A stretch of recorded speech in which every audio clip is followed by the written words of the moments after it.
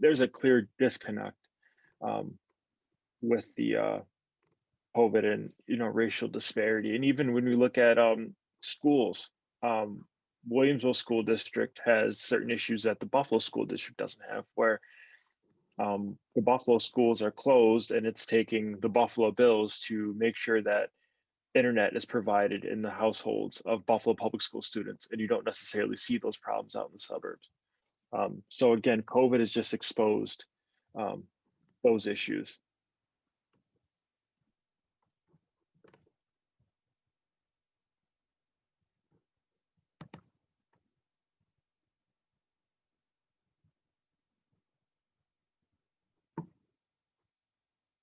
I'd like to throw out a topic for discussion. Um, this isn't going to be the first time in our nation's history where we're looking at a recovery effort, and often the political rhetoric around recovery efforts focuses on building back. And you look at various programs throughout the years that have assisted in recoveries. Look at the built environment, look at parks and open spaces. I know in my experience in Buffalo, early in my career, I worked in an adult day program where I had the pleasure of driving folks around in a bus, in a van. And when we would take them out to Hamburg, they were impressed at the green space and the trees and the access to nature. These were the very same folks that lived just a few hundred yards away from one of the largest freshwater bodies of water in the country, parks and recreational opportunities. But because of the way our community is built and our environment is built, they had no access to those. So I'm looking forward to see if we're going to be talking about building back better, what is that going to look like, and how is it going to impact people whose communities have been keeping them from those healthy and enjoyable opportunities.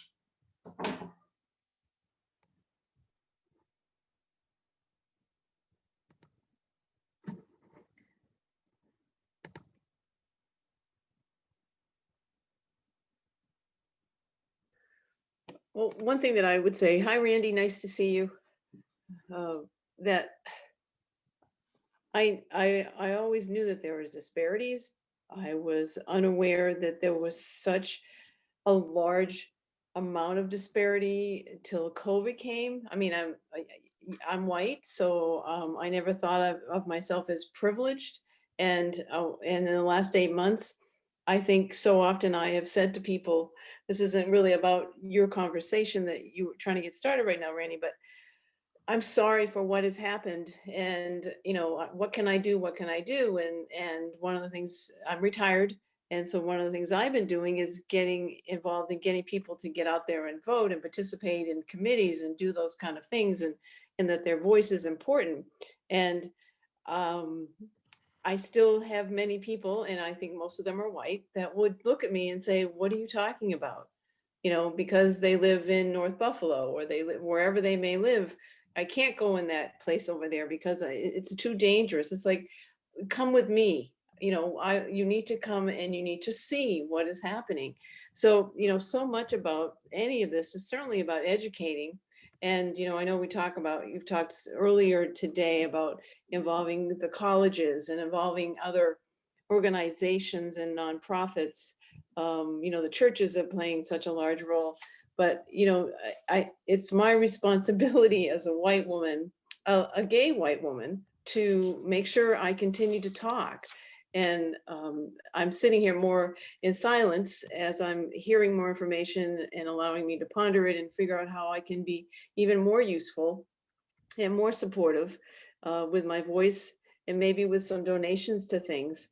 But I'm grateful for the opportunity to sit here. And I wanted to just say that my silence is not because I'm complacent at all. And I just keep looking for ways that I can be more of an active participant and share with the people I play pickleball with, who belong to very rich organizations. It's like, come here, let me talk to you about this.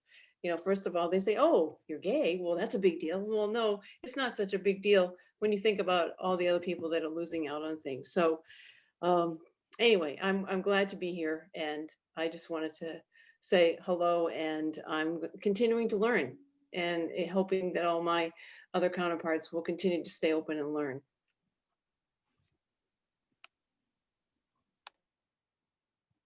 Thank you for that comment, and thank you for helping. Um, we have a new question up on the screen. How has place, health inequality, lack of healthy food access, and racial disparities been exposed during the past 9 months? And how has that created better policy to drive change? Would anyone like to comment on this question?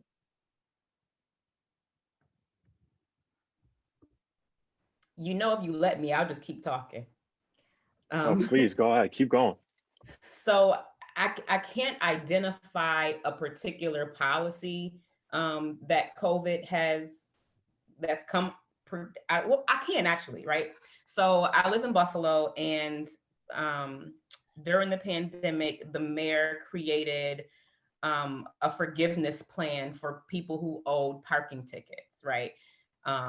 Because I don't know if you heard Pastor Nicholas say it earlier, but like some of those fines and fees that people experience, they disproportionately are placed upon poor people and people of color, but they also disproportionately impact poor people and people of color, right? So I have a $40 parking ticket that I can't pay. Eventually they suspend my registration on my car and eventually my license, and now I can't get to work, right? So I think that because people were struggling so hard during COVID, it really made our administration take a look at how these things really impact people.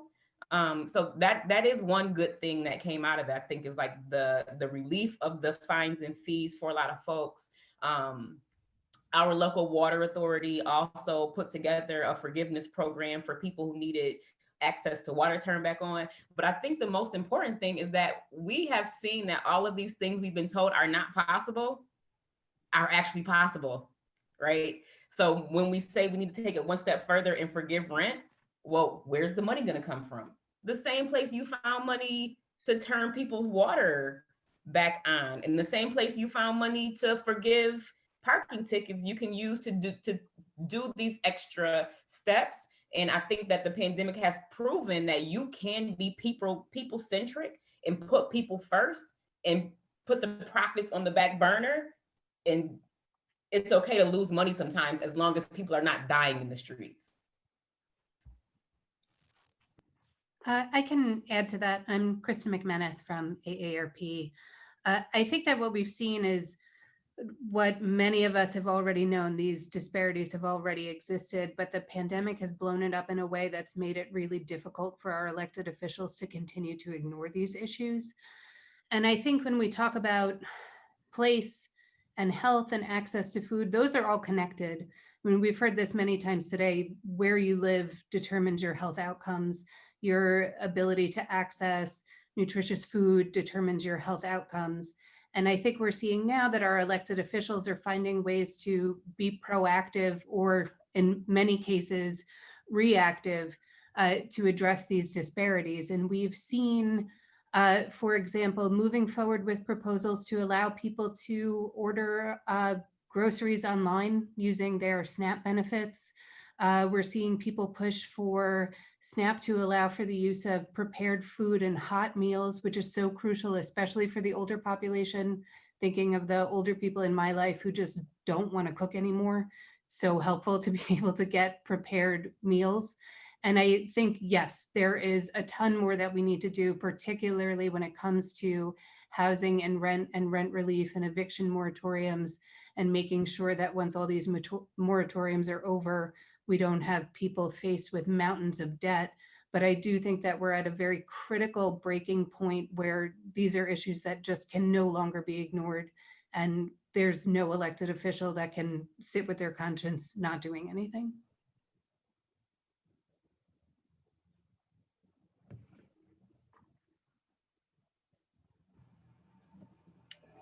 I'll add some thoughts. So I'm Jim Jones. I work with Go Bike Buffalo with respect to access. You know, it's become more readily noticeable that you have to drive somewhere to go and get anything. So we built our places, our neighborhoods, such that you can only have housing in my neighborhood or you can't have a small store or a small business, so you have to drive or seek other transportation to leave your neighborhood to, benefit your livelihood. So touching on what Noah talked about earlier in the previous sessions about zoning, that's a huge issue, which controls the way you build your environments. And they have been structured to be very segmented. Um, you know, if you could build grocery stores, bakeries, butcher shops, barbers, whatever you need in your neighborhood within a 10-minute walk or a 15-minute walk, that I think is so much more empowering to the neighborhood, more than just ordering something on Amazon or Grubhub. It's I think one of the more important things that we face. I Another just thing want I'd to like, I'm sorry, go ahead. that's okay. Shirley Burns, I'm with Rainbow Seniors Visible and Proud, Western New York. One of the things that we have seen with our LGBTQ seniors, and it's with any senior as well, is the access to participating, and I say participating in decision making. And there's so many that I become more and more aware of because of the role that I play, that do not have the internet. And not the internet that even if they had it when they use it, they don't know how to use it. So they don't access email. We contact people through phone calling, and we've seen more and more of that, or through mailings. We're seeing more of that where they don't use Facebook, they don't know how to do it. And I think there need to be, as we know, we want more access for all with all the resources that are out there. But sometimes we don't know what resources people need, because those are the people that need them that aren't at the table talking. And they don't know that they have an opportunity maybe to come to the table to talk, because they don't even know that there's a possibility there could be change. And, how do we communicate with folks has been an issue. It continues. It's maybe a small issue when you think about policy, but policy is based on people's needs. So, how are people being reached? People that don't have the a charge card or even a cell phone. There are people still that don't even have a cell phone, and it's just that they're, as we know, seniors in their 70s and 80s are not communicating in that way.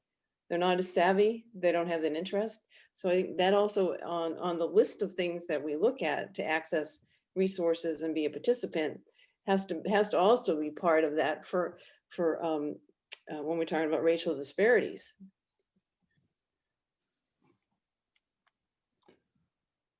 Thank you for adding that. And it's, for me as a 26-year-old, it's easy for me to get caught up and say, oh, I could just Zoom call, or I can FaceTime someone, or I can make a phone call. But it's also, you have to realize that not everyone has that ability. And I think that we as a country have shifted so quickly to the internet. 20 years ago, this never really existed. It was the AOL dial-up when you put the CD in. And over that short period of time, we have just grossly expanded um, our internet capabilities without teaching the older generations how to communicate with that. And I think that's a shortfall that's definitely been exposed. You can also include the lack of internet in certain areas too, as well, where there's a certain group of people and populations that have not been um, taught how to use one, or two, don't have the capabilities at all to access the internet. So I think that we have to create policy going forward um, to help everyone make sure that they're not left behind. So we have another question put up. What are some solutions? What new policies / innovations are necessary to improve a shift in livability for all? I just wanted to bring folks' attention to the chat, because there's been some discussion in there that I think is noteworthy. I want to make sure that we bring this to the report out. Folks talking about the internet being a public utility. I also, internet access, public utility. I also just want to mention that we've heard some policy recommendations already today. Just recently, Pastor Nicholas was talking about social determinants of health being a factor in how economic development dollars are spent in New York State. And certainly Noah Cases's presentation on inclusive zoning policies statewide. So certainly I think there's some opportunity there. If folks feel more comfortable typing their comments into the chat, please go ahead and do so, and we'll make sure that those are recorded.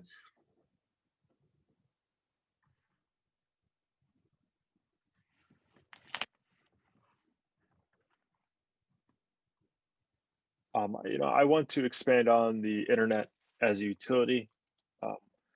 I'm a law student right now, and I have no idea what I would do without internet access 24/7, whether it's a Zoom class, YouTube, typing papers and sending them over email.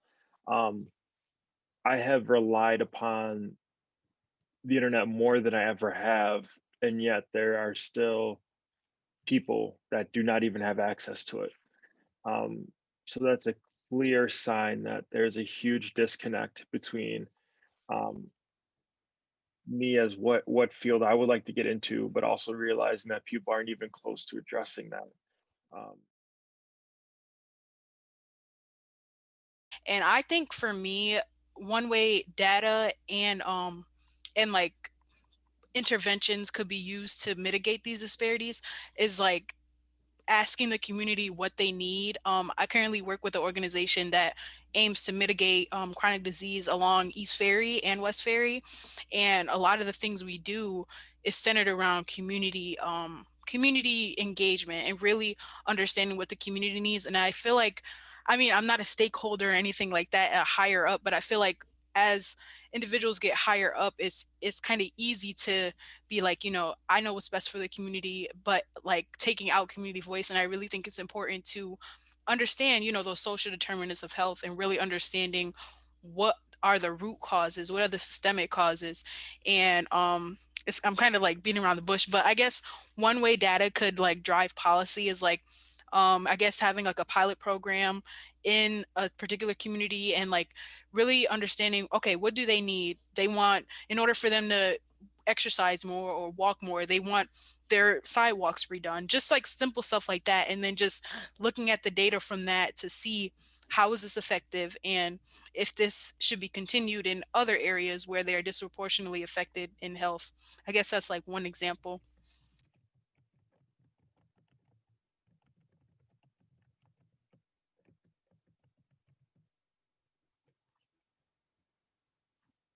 I just wanted to address a comment that was just put in the chat. So I'll just read it out loud. There is a bill that has passed both houses of the state legislature that would direct the State Public Service Commission to study where high-speed internet is available in the state and come up with recommendations for access. We'd like the governor to sign that bill. So there is a phone number, 844-254-6883, which you can call to ask the governor to increase access to high-speed internet. As we've seen, when you leave corporations in charge of doing things, they're going to act in the interest of their own pocket, not necessarily the interest of society. So while there are private companies that engage in internet access, they don't expand out to rural areas because it's not going to be costly, or it's not going to be it's not going to generate enough profit for them. And then you've also seen areas in the city where internet access costs so much that people aren't willing to pay for it. Additionally, you have Verizon Fios in the city of Buffalo that is only in certain neighborhoods in the city to increase profit. So I do believe that there should be a public law that would mandate internet access because it is so important going forward. I'll just So add on, sorry, I'll just add on here, that's me in the comments giving out all these phone numbers and email links. But I'll also say, while we're on the topic of data, we're going to be releasing soon a survey that AARP did of people 35 plus voters that talks about the need for high-speed access, high-speed internet access. And in some places, yes, it is just that it's not available. But what we've seen, particularly among the Hispanic and Latino community and African-American and Black community, is that the real limiting factor is the cost of high-speed internet. And I think those are, while we're talking about data that's informing policy decisions, I mean, here is real hard data of voters in the state that just simply can't afford internet access.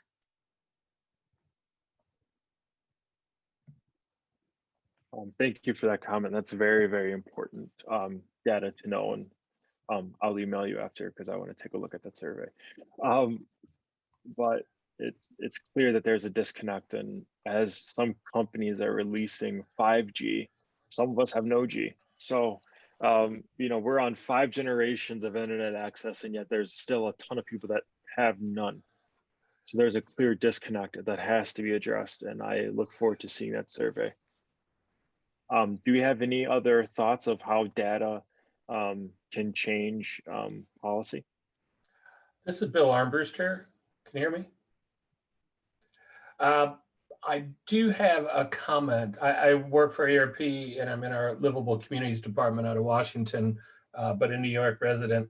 One of the things we've noticed across the country, particularly over the last 8-9 months, is the volume of people who are now accessing services that had not been doing that in the past. Either they live just above the lines where they didn't need to access food services or other types of services, or were on the edge.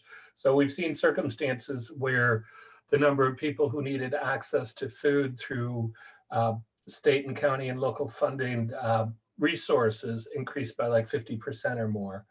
And what we haven't seen is that number drop. Those folks that now that they're aware of the service. So when we're looking at next year's budgets, are they going to take into account that data collected on new users? Because I know we're going to be looking at budgetary issues, but if we're going to be able to continue to support the folks that need these services in community, the money's got to be there. And I know it's a tough discussion to have in a year where budgets are going to be tight, and we're talking about a lot of other things that are going on. But I just want to make sure that discussion's on the table as well, because the budget will come out before the legislation. And if there's anything we could and should be aware of, that would be great.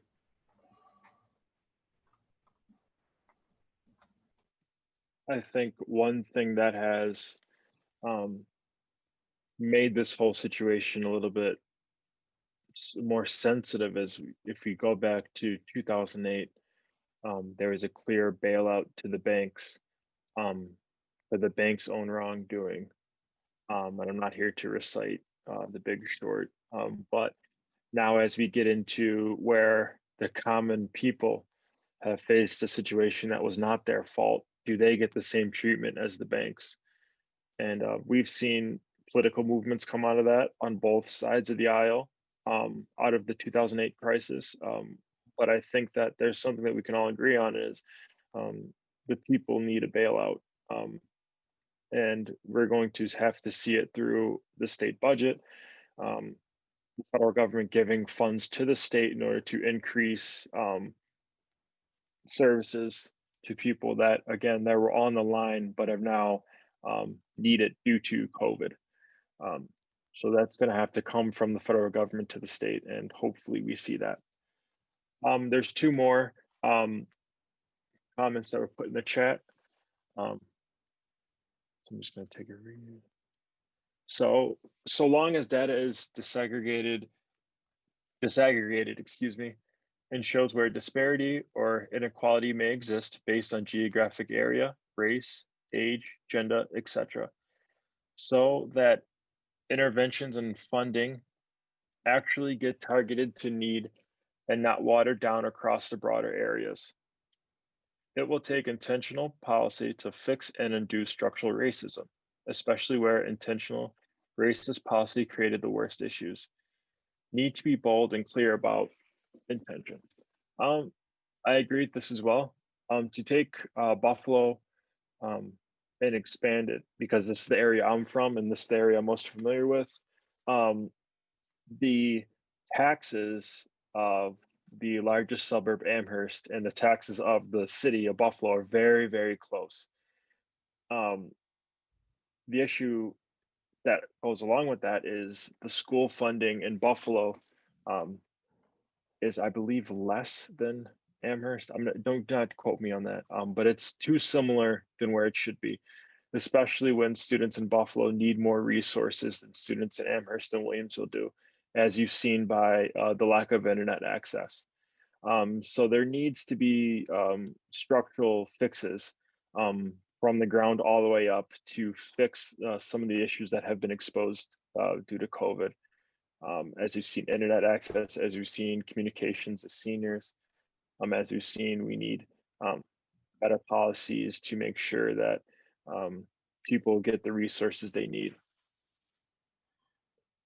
Any other comments?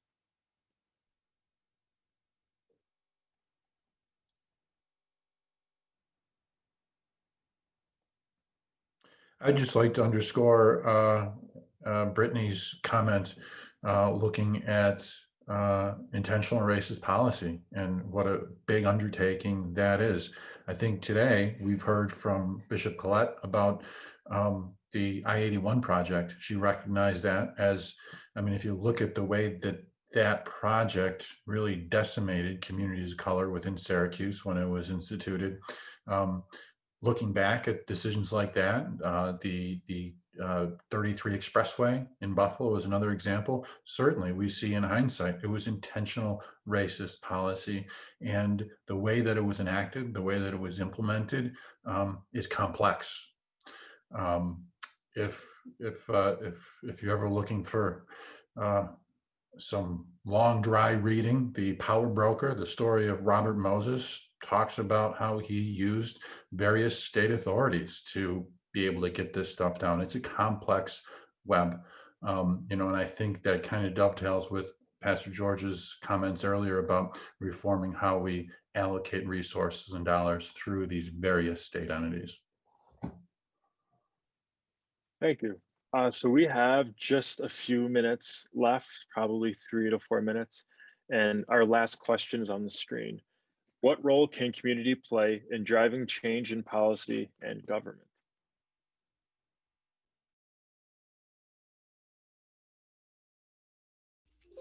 I'd just like to go back to a comment that I believe Shirley said about like certain individuals not even having the opportunity to know that they have a seat at the table.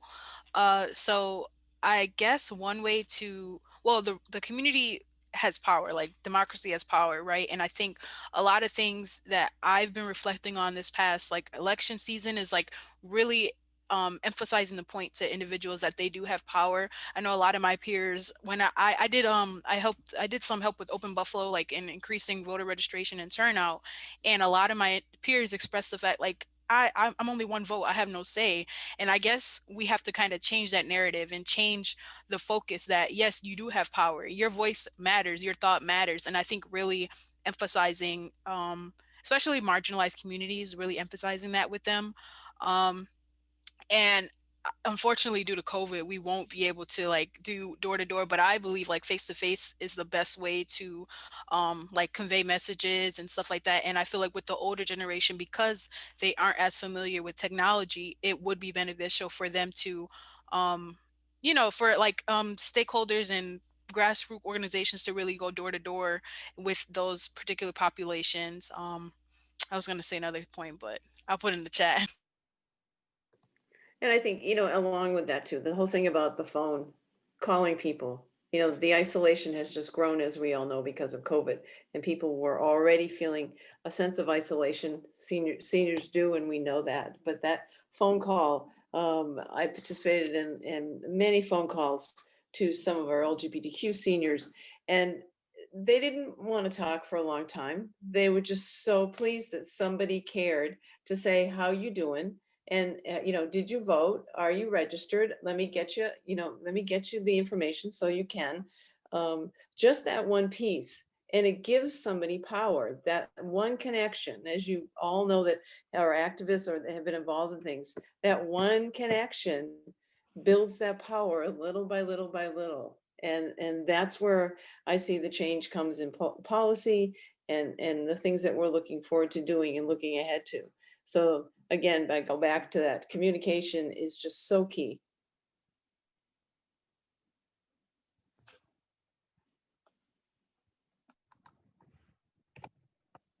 All right, so just a few seconds left. Does anyone have any short comments? This is Rochelle from Monroe County Planning. I just want to say, as a government employee and someone who's been watching politics for 40 some odd years, the most powerful thing is to be involved, be active, be politically active. I really, while I totally support data and hearing from everybody, that's a given, but people in power can do whatever they want with numbers and information. And getting the people who kind of have the philosophy and the policy ideas, just the general, philosophy of life, if you will, and morality in positions of power is what's going to make the difference. We're very closely divided in this country. So, and a lot of people on either side look at the same set of data, would say they're data driven and make different conclusions. So I'm very heartened by what's happened this year in the new activist and all the people kind of just getting involved. And I think that's where our success lies. Thank you for this. No, thank you. And as you see, our time is up. Please proceed to session 2. Thank you very much for participating.